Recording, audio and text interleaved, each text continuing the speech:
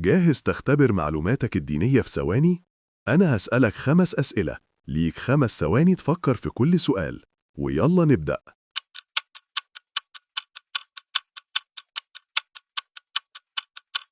1. مين أول نبي صام؟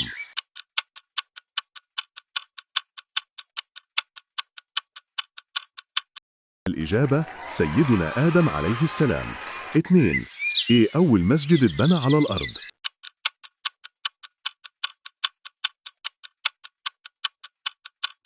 الإجابة المسجد الحرام بمكة. 3. مين النبي اللي ابتلعه الحوت؟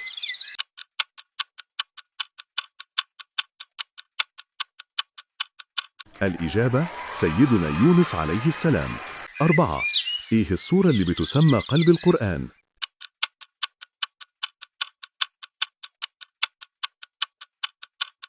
الإجابة سورة ياسين. 5.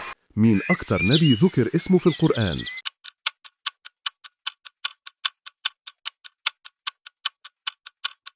الإجابة سيدنا موسى عليه السلام.